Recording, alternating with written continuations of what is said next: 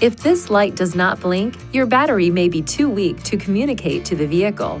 If this occurs, the battery may need to be replaced. Replacing the battery in your intelligent key can be simple if you follow this procedure. First, see the owner's manual for the recommended battery before replacing. Next, release the lock knob and remove the mechanical key from the intelligent key. Place a cloth over a small flathead screwdriver and insert the tip into this slit. Now twist the screwdriver to separate the intelligent key into two pieces. Look at the battery to observe which side is up so you can put the replacement battery in the same way. Ensure your hands are clean and free from oil and grease before touching anything inside the key fob. Carefully hold the new battery by the edges every time you pick it up. Remove the discharged battery while being careful not to touch the internal circuits or electrical terminals.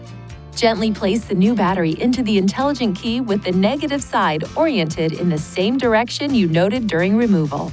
Align the tips of the two halves and then close the key fob by pushing along the edges. Lastly, operate the intelligent key to ensure it works properly. If you need assistance with replacement, it is recommended you visit a Nissan dealer. Please see your owner's manual for important safety information, system limitations, and additional operating and feature information.